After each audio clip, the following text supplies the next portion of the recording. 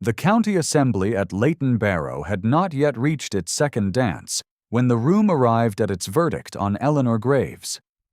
She stood near the far wall in a gown of gray muslin that had been turned at the cuffs and pressed that morning with an iron she had heated herself, her gloves mended at the left thumb where the stitching had come loose the week before, and her hair pinned in a style that owed nothing to fashion and everything to the fact that she had not had a lady's maid in 3 years.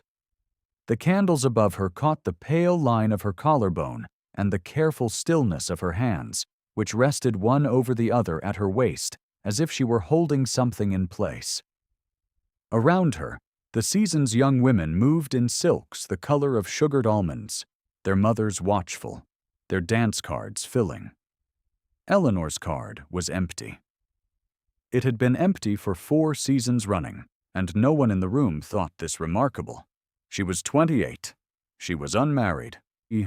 She was, by every measure the county cared to apply, finished.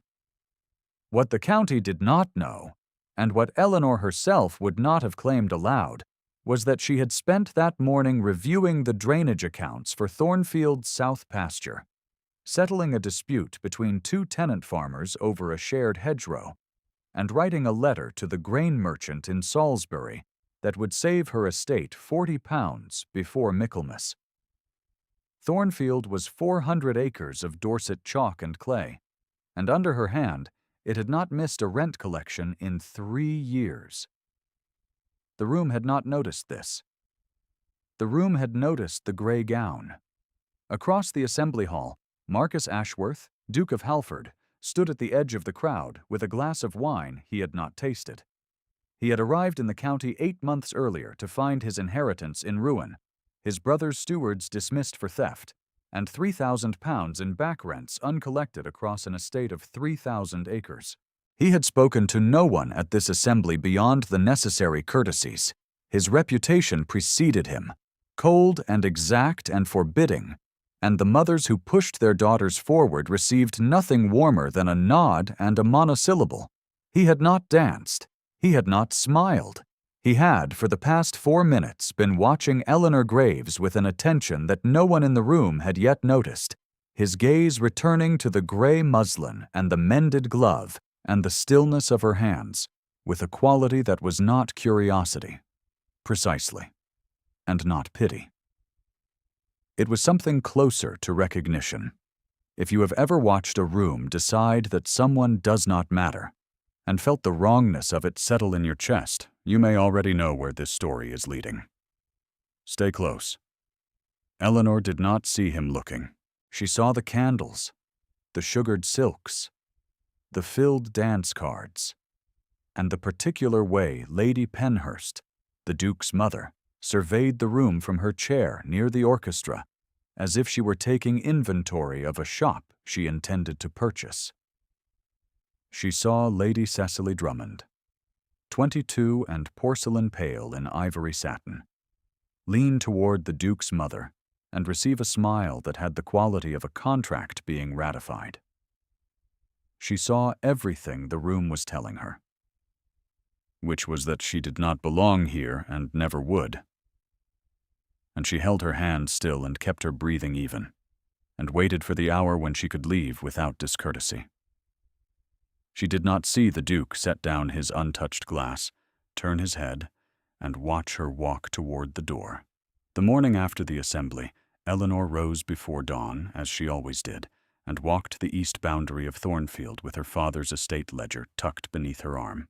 The ledger was bound in brown calfskin, worn soft at the spine, and its pages held her father's handwriting in the margins, small, neat annotations that recorded not just figures and dates, but observations, the quality of the soil after the March rains, the name of the blacksmith's new apprentice, a note in his careful script that the south meadow caught the light at evening in a way that made him think of her mother. Eleanor had continued the ledger in her own hand after his death, her entries more austere than his, more concerned with drainage and yield and quarterly accounts, less inclined toward the poetic. She carried it everywhere, It was the weight of the life she had built from the wreckage of the life she had lost, and she held it the way other women held prayer books. Thornfield had come to her father from his father, and her father had loved it with the quiet, obsessive tenderness of a man who understood soil. When he died 3 years ago, the will had named Eleanor as executrix, a legal nicety that gave her authority to manage the estate until such time as a male heir could be identified. The male heir was her cousin, Mr. Gerald Fenwick, a man of 31 who lived in London, who had visited Thornfield exactly once in his life, and who had shown, on that occasion, a thorough indifference to drainage, hedgerows, tenants, and the quality of the soil after the March rains. He had shown, however, a lively interest in the value of the timber on the North Ridge. Eleanor had written to the solicitor the following week. The solicitor had confirmed that Fenwick's claim was valid in law, but dormant, so long as Eleanor continued to manage the estate productively and no formal petition was filed. The dormancy was a thread, not a wall.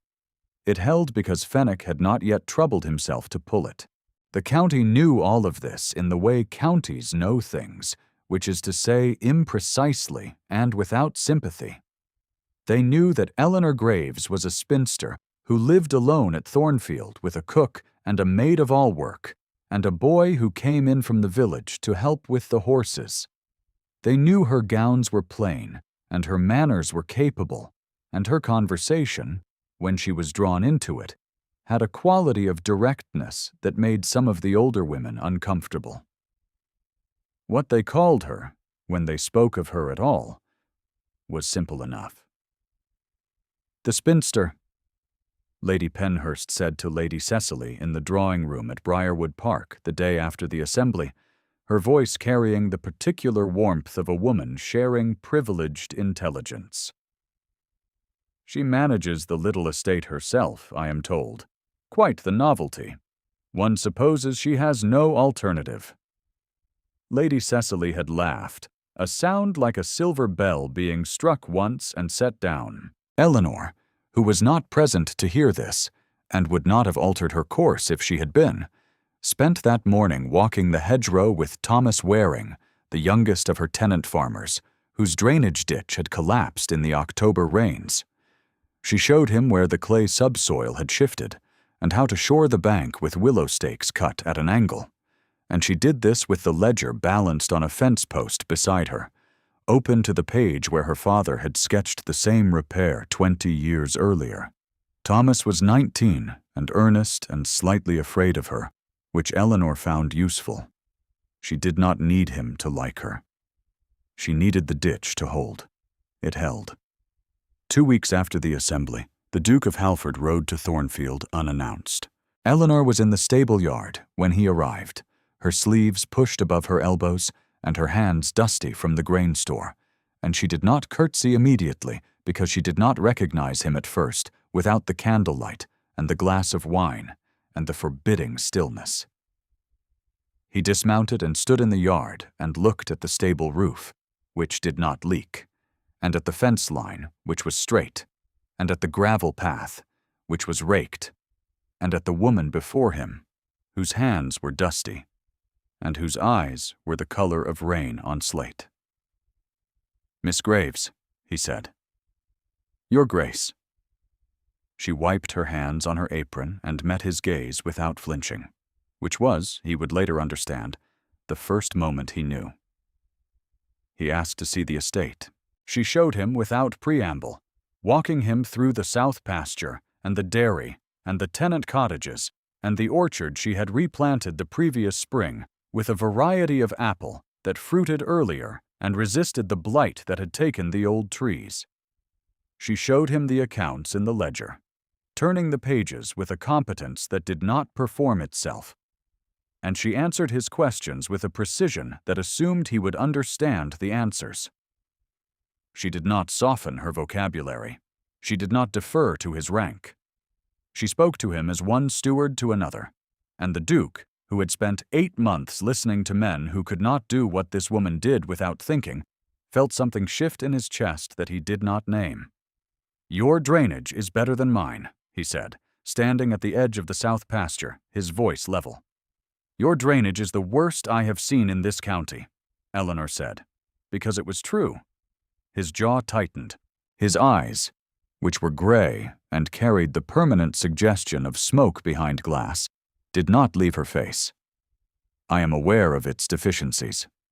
"Then you are aware that you are losing 60 pounds a quarter in waterlogged yields on the eastern allotments alone."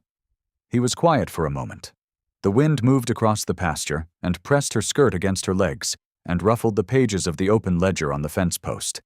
And he watched the pages move, and then looked at her hands, which were still and certain at her sides. "Come to Briarwood," he said. "Tomorrow. I want you to see the accounts." It was not a request. It was a command issued in the same tone he used for everything, level and spare, and brooking no argument. Eleanor heard the command. She did not hear, because she had trained herself across 28 years not to hear such things, the thing beneath it. She went. Briarwood Park was a house that had been beautiful once, and was now merely large. The plasterwork in the entrance hall was cracked. The east wing smelled of damp. The gardens, which had been laid out in the previous century by a man with ambitions toward the picturesque, were overgrown to the point of wildness, and the kitchen garden, which should have been feeding the household, was bare. Eleanor walked through the house with the Duke at her shoulder, and Mrs. Pell, the housekeeper, trailing behind them with the ring of keys, and an expression that shifted, over the course of the morning, from suspicion to something very close to hope. The accounts were catastrophic.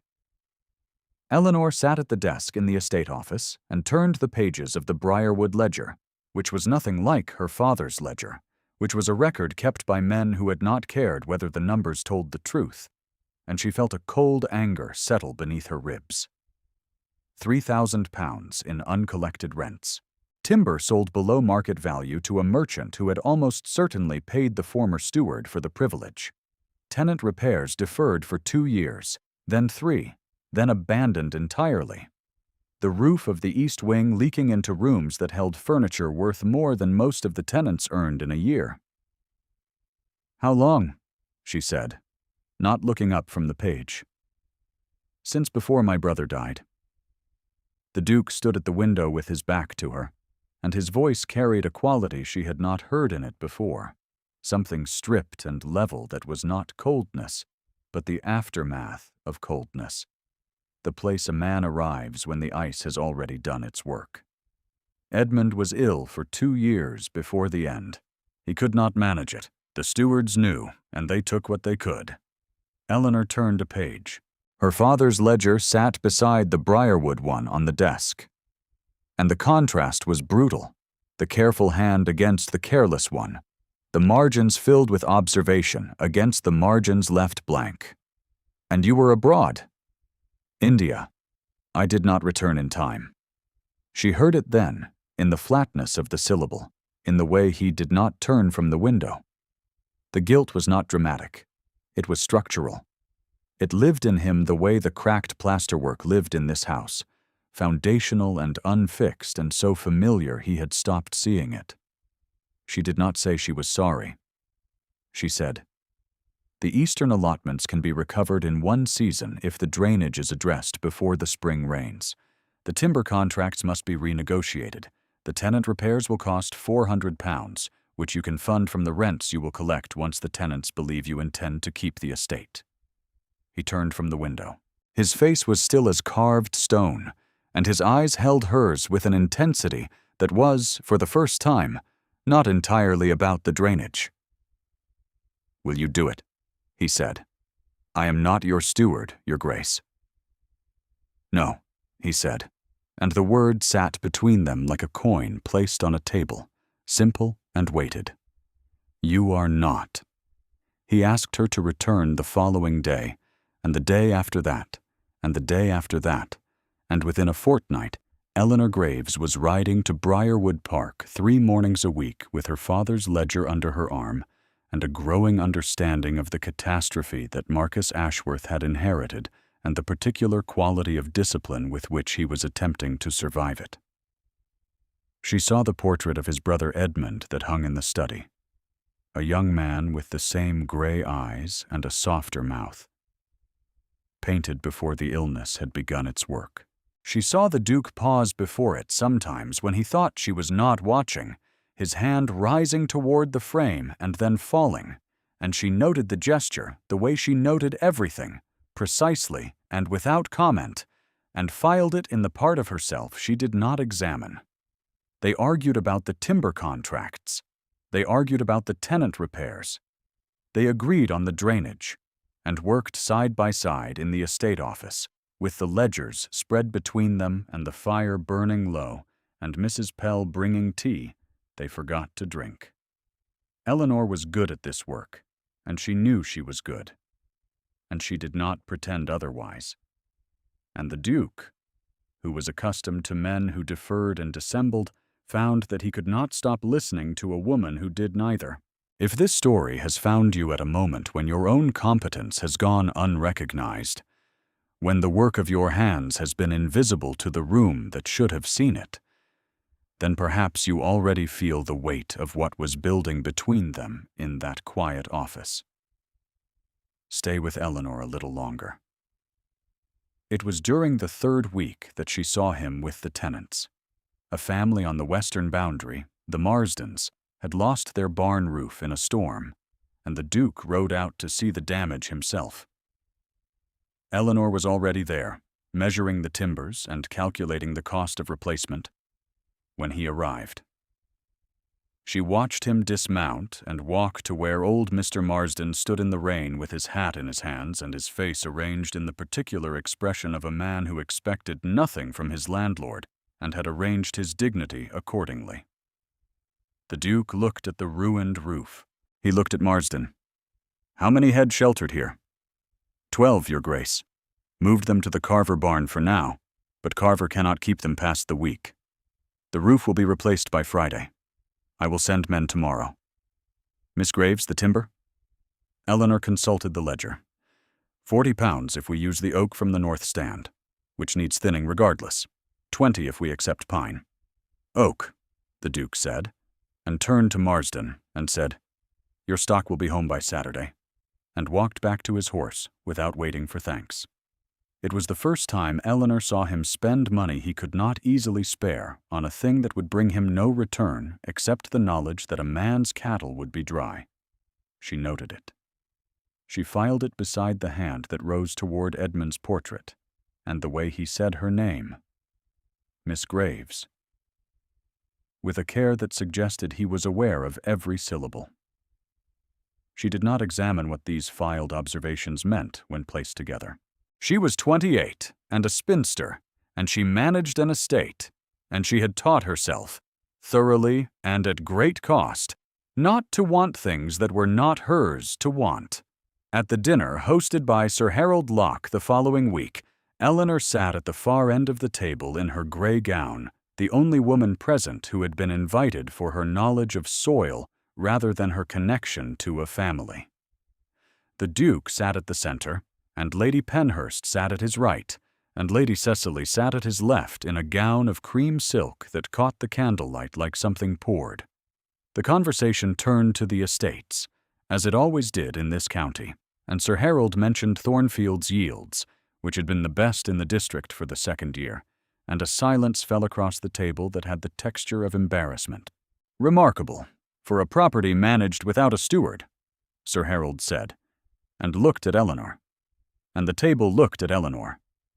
And Eleanor held her hand still beneath the table and said, "The property is managed.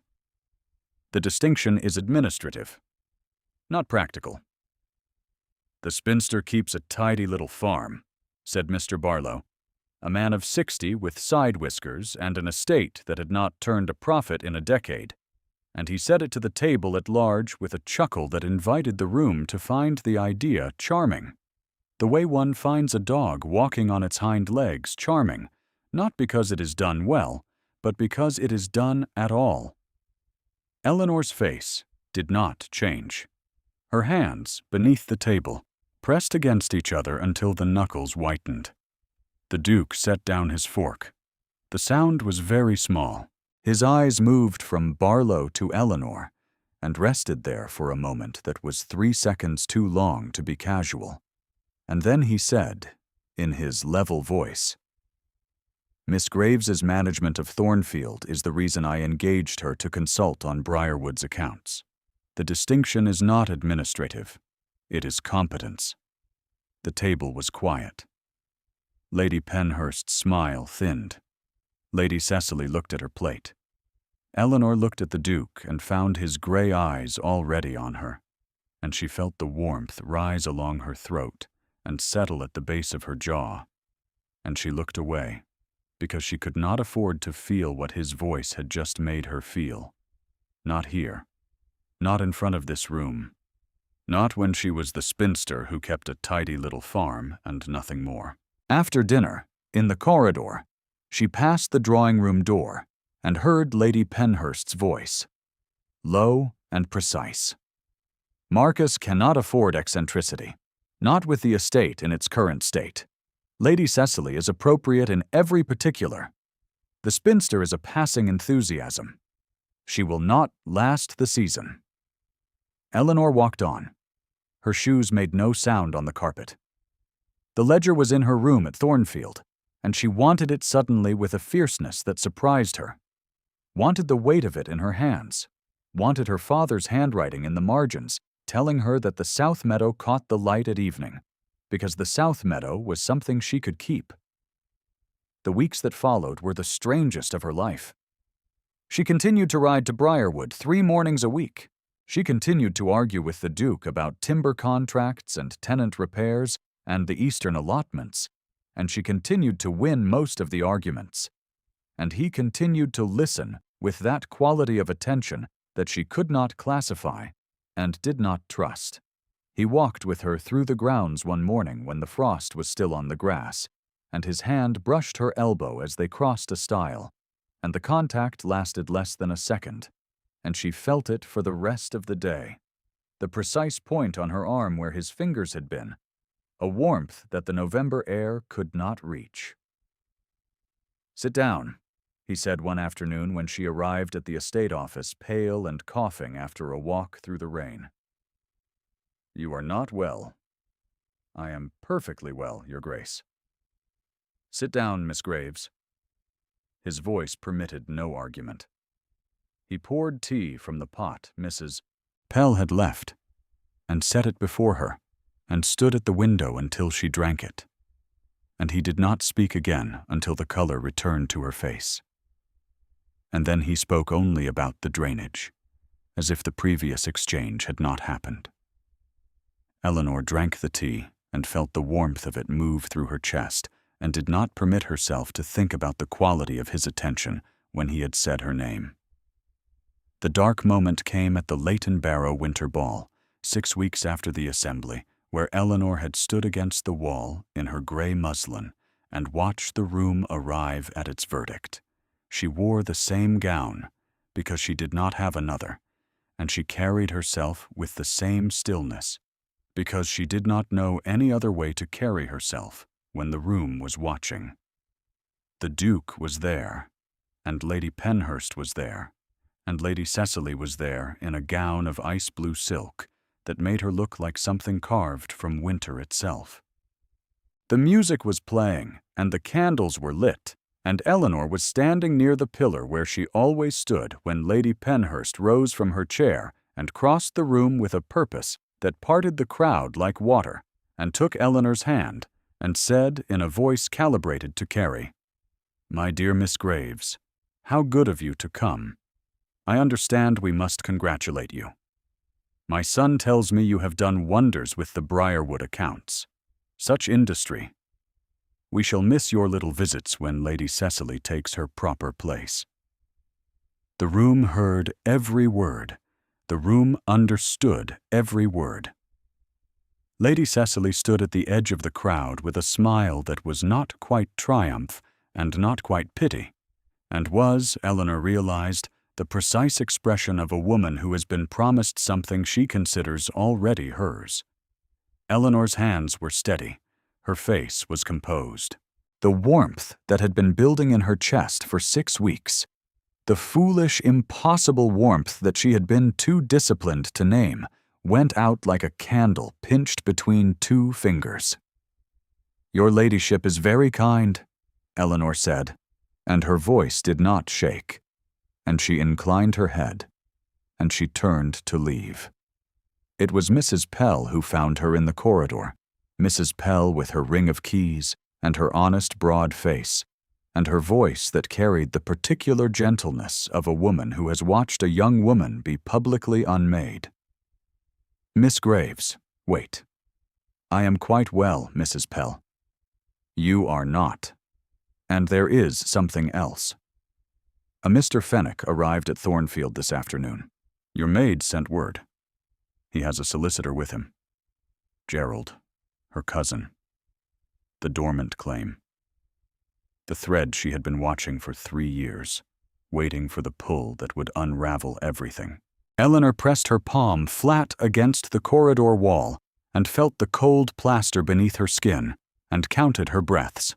1, 2, 3, 4, until the corridor stopped tilting. Her father's ledger was at Thornfield on her desk. The south meadow was catching the last of the winter light. The drainage held. The fences were straight. The rents were collected. And none of it, not 1 hour of the 3 years she had poured into that land, would matter if Fenwick filed his petition and the law did what the law was built to do. She straightened. She removed her hand from the wall. She said, "Then I must go home." And she walked out of the Leighton Barrow Winter Ball without looking back, without finding the Duke's eyes in the crowd, without permitting herself the weakness of searching for his face among the candles, and the silk and the machinery that had decided, once again, that she did not matter. She did not hear what happened next, which was this. The Duke crossed the ballroom in 4 strides and stopped before his mother and said, in a voice that was low and level and carried no further than it needed to, "You will not speak for me. You will not arrange my household, and you will not touch Miss Graves again." Lady Penhurst's composure held, because she was a woman whose composure had held across 40 years of marriage and widowhood and the management of a duke's household. It held, and she said, "Marcus, you are making yourself ridiculous over a spinster with a ledger book." And then it cracked, just slightly, at the corner of her mouth, because she saw in her son's face something she had not seen since before Edmund died, and she did not know its name, and that frightened her. Eleanor rode home in the dark. She found Fenwick in her drawing room with his solicitor and a stack of papers, and the particular confidence of a man who has come to collect something he considers already his. He was thin and pale, and wore a waistcoat that was newer than anything in the house, and he smiled when she entered and said, "Cousin, you have kept the place up wonderfully. I shall be very comfortable here." Eleanor looked at the papers. She looked at Fenwick. She looked at the drawing room where her father had sat in the evenings, with the ledger on his knee and the firelight on his face, and she said, "I will not sign tonight. You may stay in the guest room. The solicitor may stay at the inn. I will review the petition in the morning." "Eleanor, really?" "In the morning, Mr. Fenwick." Her voice was the voice she used with tenant farmers and grain merchants and collapsed drainage ditches, level and clear and permitting no argument, and Fenwick, who had expected tears or compliance or both, found himself standing in the guest room 20 minutes later with the door closed and a candle guttering on the nightstand, and the uncomfortable sense that he had underestimated something. Eleanor sat at her desk with her father's ledger open before her and the petition beside it, and the fire burning low, and she did not sleep. She did the only thing she knew how to do when the world pressed against her. She worked. She compiled 3 years of accounts, every quarterly statement, every rent receipt, every improvement documented, every penny accounted for. She wrote a letter to Mr. Harding, the Duke's solicitor, because he was the only solicitor she trusted in the county, and she asked for nothing except his honest reading of the petition's legal standing. She sealed the letter and set it on the ledger, and pressed her palm against the calfskin cover where her father's hand had rested, and she sat in the dark and breathed. The morning brought Mr. Harding to Thornfield before Eleanor had finished her tea.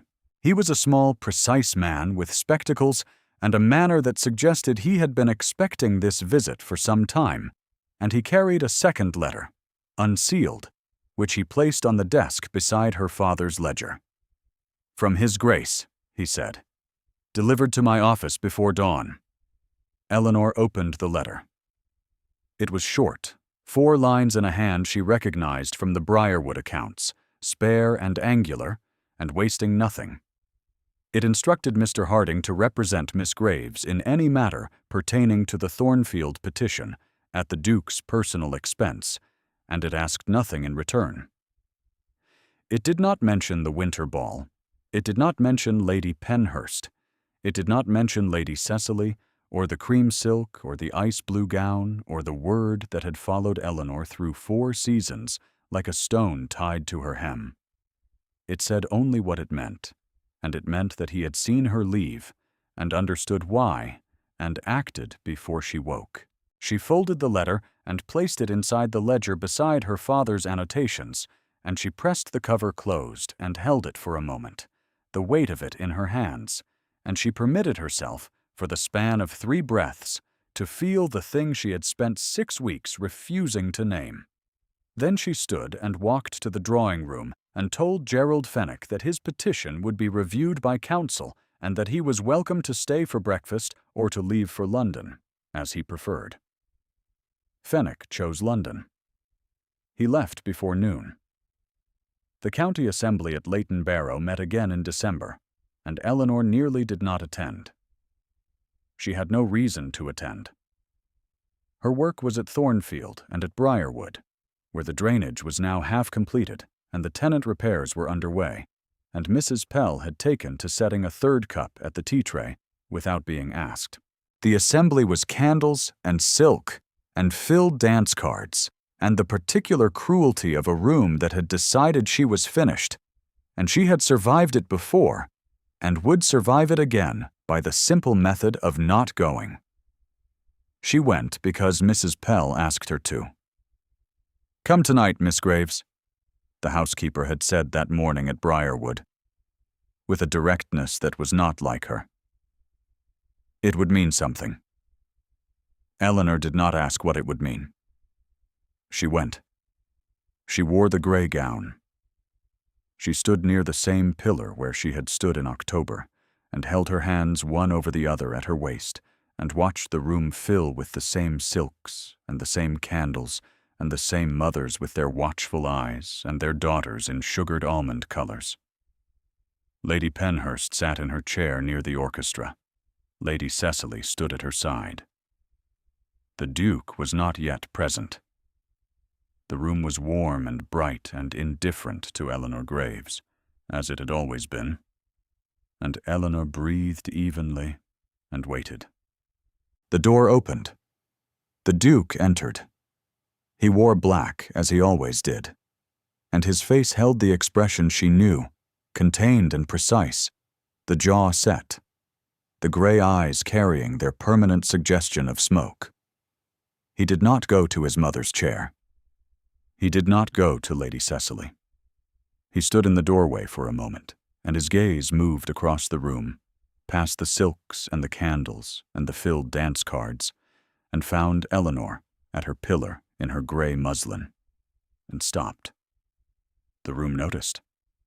The room always noticed where the Duke of Halford looked, because he so rarely looked at anything with interest, and the room noticed now the quality of his attention, the way his body turned toward her, the way his face changed, not dramatically, not with the operatic collapse of a man in a play, but with the slow, precise shift of a mask being set down by a hand that had grown too tired to hold it. He crossed the room. He walked past his mother's chair, and Lady Penhurst's hand rose from her lap and then fell, because she knew, in the way that mothers know, that this was not a moment she could interrupt. He walked past Lady Cecily, who pressed her lips together and held her chin high and looked at the far wall with the expression of a woman recalculating. He walked past Sir Harold Locke and Mr. Barlow, and the mothers with their watchful eyes and the daughters in their silks. He walked to the pillar where Eleanor Graves stood in her gray gown with her mended gloves and her empty dance card, and her hands one over the other at her waist, and he stopped before her, and the room went quiet. Eleanor looked up at him. Her pulse beat at her throat. Her hands, which had been still for 6 weeks, for 4 seasons, for 28 years, trembled.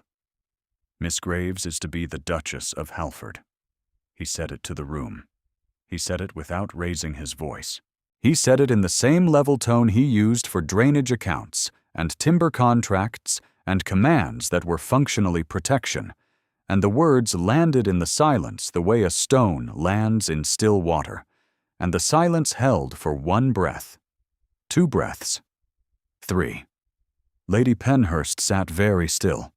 Her face did not crumble because she was not a woman whose face crumbled, but her hand, which had been resting on the arm of her chair with the confidence of 40 years, slid slowly to her lap, and she looked at her son, and she looked at Eleanor, and she saw in the gray gown and the mended gloves and the steady hands the thing she had not troubled herself to look for, and her mouth opened and closed, and she said nothing.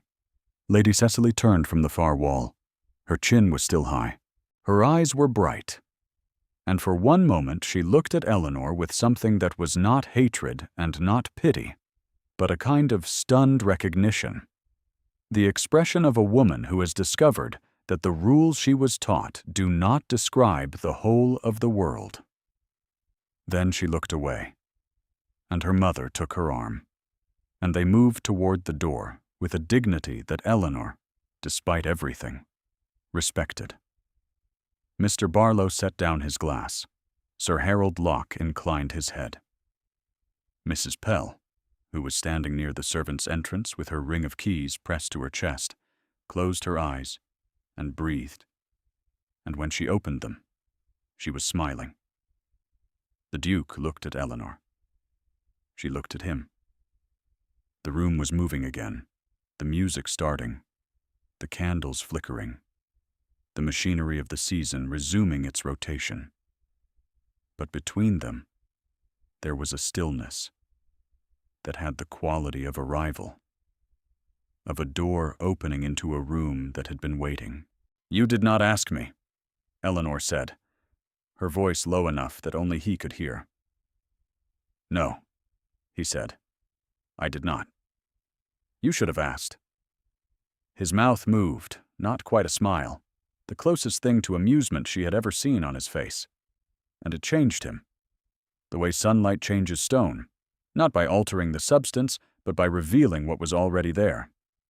"Miss Graves, Eleanor." He said her name as if he were learning it, each syllable placed with care, and the sound of it in his voice.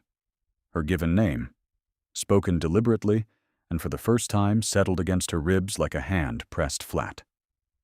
"Will you?"